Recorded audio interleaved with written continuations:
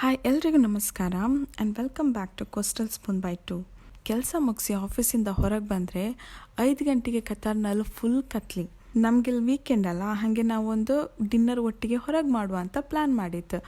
ನಾವು ಫ್ರೆಂಡ್ಸ್ ಒಟ್ಟಿಗೆ dinner plan ಮಾಡೋದು 7 ಗಂಟೆಗೆ, ಆದರೆ ಟೈಮ್ ಇನ್ನು 5 ಗಂಟೆ. ಹಾಗೆ ನಾವಿಬ್ಬರು ಒಂದು ಚಿಕ್ಕ ಶಾಪಿಂಗ್ ಮಾಡುವ ಅಂತ ಪ್ಲ್ಯಾನ್ ಮಾಡ್ತು.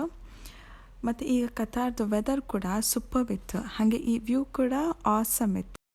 ಅದಕ್ಕೆ ಈ ವ್ಯೂನ ಎಂಜಾಯ್ ಮಾಡ್ತಾ ಮೆಟ್ರೋ ಸ್ಟೇಷನ್ವರೆಗೂ ನಡ್ಕೊಂಡು ಹೋಗ್ಪ ಅಂತ ನಾವು ಪ್ಲ್ಯಾನ್ ಮಾಡ್ತೀವಿ. ಈ ವ್ಯೂ ಹೆಂಗೋ ಸಖತ್ತಿತ್ತ. ಹಾಗೆ ಇಲ್ಲಿ ಮುಂದೆ ವ್ಯೂ ಹಾಸ್ಪಿಟಲ್ ಕೂಡ ಇತ್ತು.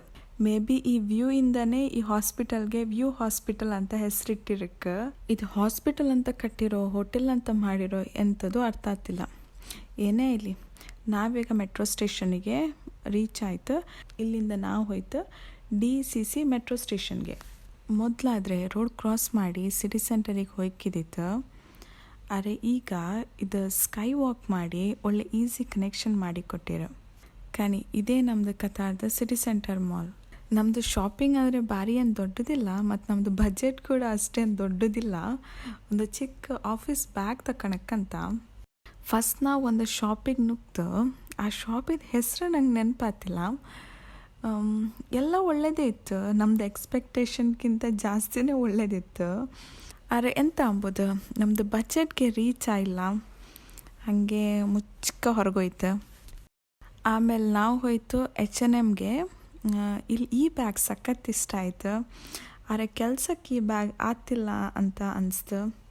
ಆಮೇಲೆ ಈ ಬ್ಯಾಗ್ ಕಂಡೆ, ಈ ಬ್ಯಾಗ್ ಕೂಡ ಇಷ್ಟ ಆಯಿತು, ಟ್ರೈ ಮಾಡಿ ಕೂಡ ಕಂಡೆ, ಖುಷಿ ಆಯಿತು, ಎಲ್ಲ ಓಕೆ ಅಂತ ಅನಿಸ್ತು.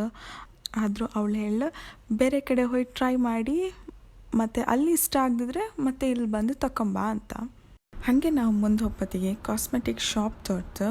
ಮಿಜ್ಗೆ ಕನ್ಸೀಲರ್ ಬೇಕಂತ ಕಾಂಬೋಕ್ಕೆ ಹೋಯ್ತು. ಆದರೆ ಈ ಲಿಪ್ಸ್ಟಿಕ್ ಟಿಕ್ಟಾಕ್ನಲ್ಲಿ ತುಂಬ ವೈರಲ್ ಆಗಿತ್ತಂತ. ಅದಕ್ಕೆ ನಾವು ಕೂಡ ಇದರಲ್ಲಿ ವೈರಲ್ ಆಪೋ ಅಷ್ಟು ಎಂತ ಸ್ಪೆಷಲ್ ಇತ್ತಂತ ಕಾಣ್ತಾ ಇತ್ತು. ಅದ್ರ ಮೇಲೆ ನಾವಿದೊಂದು ಲಿಪ್ ಗ್ಲಾಸ್ ಕಾಣ್ತು, ಮತ್ತು ಒಂದೆರಡು ಲಿಪ್ಸ್ಟಿಕ್ ಶೇಡ್ಸ್ ಕೂಡ ಟ್ರೈ ಮಾಡ್ತು. ಮತ್ತು ಅಲ್ಲಿಂದ ಹೋದ ಈಗ ರೀಸೆಂಟಾಗಿ ಓಪನ್ ಆದ ಸೆಫೋರಾಗೆ. ಇಲ್ಲಿ ಹೈ ಆ್ಯಂಡ್ ಲಕ್ಸುರಿ ಬ್ರ್ಯಾಂಡ್ಸಿಂದ ಅಫೋರ್ಡೆಬಲ್ ಟ್ರೆಂಡಿ ಬ್ರ್ಯಾಂಡ್ಸ್ವರೆಗೂ ಹ್ಯೂಜ್ ಕಲೆಕ್ಷನ್ ಇತ್ತು. ಇದು ಒಂದು go to destination for beauty lovers ಅಂತಲೇ ಹೇಳಕ್ಕೆ. ಆಮೇಲೆ ನಾವು ಮತ್ತೆ ನಮ್ಮದು ಬ್ಯಾಗ್ ಹಂಟ್ ಕಂಟಿನ್ಯೂ ಮಾಡ್ತು. ನಾವು ಆಮೇಲೆ ಹೋದ R&Bಗೆ. ಇಲ್ಲೂ ಕಲೆಕ್ಷನ್ ತುಂಬ ಇತ್ತು, ಪ್ರೈಸ್ ಕೂಡ ಏನು ಭಾರಿ ದೊಡ್ಡದಿಲ್ಲ. ಮಿಜ್ಗೆ ವೈಟ್ ಕಲರ್ ಅಂದರೆ ಇಷ್ಟ ಆಗ್ಬೋದು ಜಾಸ್ತಿ. ಅವಳ ಬಟ್ಟೆಯಲ್ಲೇ ನಿಮ್ಗೆ ಗೊತ್ತಾಯ್ತು. ಹಾಗೆ ಇವಳು ತಂದು ನನಗೆ ಟ್ರೈ ಮಾಡು ಅಂತ ಕೊಡ್ತಿದ್ದಾಳೆ. ಆದರೆ ವೈಟ್ ನನಗೆ ಆಫೀಸ್ಗೆ ಬೇಡ ಅನಿಸ್ತು. ಹಾಗೆ ನಾವಿಲ್ಲಿಂದ ಬೇರೆ ಕಡೆ ಹೋಯ್ತು. ನಮ್ಗೆ ಆಲ್ರೆಡಿ ಸುತ್ತಿ ಸಾಕಾಯಿತು. ವಾಪಸ್ H&Mಗೆ ಹೋಗಿ ಚೂಸ್ ಮಾಡೋದು ಬ್ಯಾಗನ್ನೇ ತಗೊಂಬ ಅಂಬತ್ತಿಗೆ ಚಾರ್ಲ್ಸ್ ಆ್ಯಂಡ್ ಕೀತ್ ಬ್ಯಾಗ್ಸ್ ಕಾಂಬೋಕ್ಕೆ ಹೋಯ್ತು. ಇವ್ರದ್ದು ಬ್ಯಾಗ್ ಎಂಥ ಚಂದ, ಎಂಥ ಕ್ವಾಲಿಟಿ, ಎಂಥ ಡಿಸೈನ್, ಎಲ್ಲ ಪರ್ಫೆಕ್ಟ್. ತಗೊಂಬ ಅಂತ ಪ್ರೈಸ್ ಟ್ಯಾಗ್ ಕಂಡ್ರೆ ಹಾರ್ಟ್ ಅಟ್ಯಾಕ್ ಮಾತ್ರ ಪಕ್ಕ ಕೊಡುತ್ತೆ.